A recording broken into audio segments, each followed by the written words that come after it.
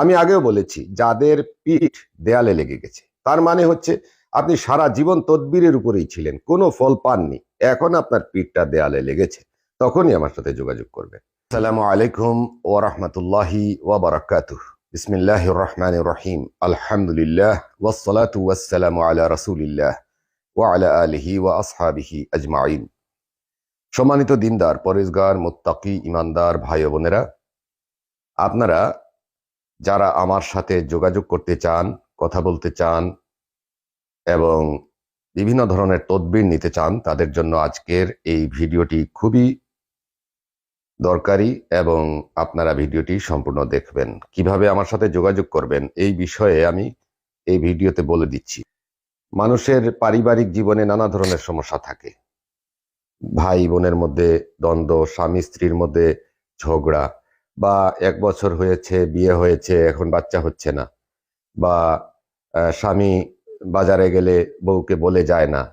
এই ধরনের বিষয়েও আমার কাছে অনেকে ভয়েস মেসেজ করেন এবং বলেন যে এখন আমি কি করতে পারি। যাদের বড় বড় সমস্যা আছে, যারা শত শত হুজুর, মোল্লা, কবিরাজ শেষ করে বছরের পর বছর অপেক্ষা করে লক্ষ লক্ষ টাকা খরচ করে কোনো ফলাফল পাননি, আমি তাদেরকেই বলবো যে আপনারা শেষবারের মতো আমার সাথে যোগাযোগ করতে পারেন। ইনশাআল্লাহ, আল্লাহ চাহে তো আপনি একটি সমাধান আশা করতে পারেন।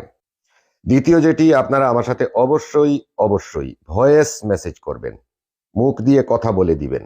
আপনারা ভয়েস মেসেজ করে দিবেন, 1-2 মিনিটের ভিতরে ভয়েস মেসেজ করে দিবেন। আপনারা অনেক সমস্যা নিয়ে যারা জর্জরিত আছেন তারা আমার সাথে যোগাযোগ করবেন, ভয়েস মেসেজ করে রাখবেন। আমার এখানে ধীর স্থিরভাবে আসতে হবে, সব কিছু শেষ করে তারপরে আসবেন। আমি আগেও বলেছি, যাদের পিঠ দেয়ালে লেগে গেছে তার মানে হচ্ছে আপনি সারা জীবন তদবিরের উপরেই ছিলেন, কোনো ফল পাননি, এখন আপনার পিঠটা দেয়ালে লেগেছে, তখনই আমার সাথে যোগাযোগ করবেন। যারা এই পর্যন্ত আমার কাছ থেকে তদবির নিয়েছেন তারা আমার সাথে 21 দিনের মধ্যে একবার শুধুমাত্র সালাম দোয়া এতটুকু যোগাযোগ রাখবেন আমার সাথে, তখন আপনার কথা আমার স্মরণে থাকবে আর আপনার কাজটা আমার এখানে চালু থাকবে। এতটুকু করবেন। আর নতুন ভাবে যদি কেউ তদবির নিতে চান তাহলে আমার সাথে যোগাযোগের যে নিয়মাবলী, এটা আমি সংক্ষিপ্তভাবে এই ভিডিওতে বলে দিলাম।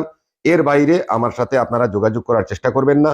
হুজুর আপনার বাড়ি কোথায়, আপনার চেম্বার কোথায়, আপনার কাছে যাব, এটা সেটা এগুলা করবেন না, দয়া করে করবেন না। কারণ এইভাবে আসার অনুমতি দিলে আমার ঘরে অন্তত 5000 মানুষ এট এ টাইম এসে হাজির হয়ে বলবে আমাকে তদবির দিন, আমি সেটা দিতে পারবো না। কারণ আমি একক, আমার কোনো অ্যাসিস্ট্যান্ট নাই বা আমার কোনো ধরনের সাহায্যকারী নাই, একমাত্র আল্লাহ আমার সাহায্যকারী, আর আমি নিজে তদবির করি। অতএব আমি একাই জবাব দিতে হবে, একাই তদবির করতে হবে, একাই রুহানি হাজিরা দেখতে হবে, একা সবকিছু করতে হবে। আপনারা সেটা বুঝতে হবে।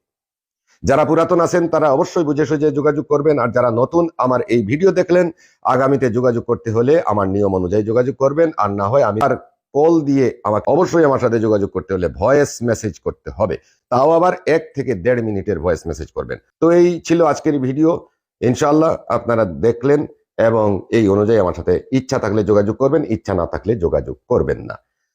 সবাই ভালো থাকুন, সুস্থ থাকুন ইনশাআল্লাহ। আল্লাহ হাফিজ। আসসালামু আলাইকুম ওয়া রাহমাতুল্লাহি ওয়া বারাকাতুহু।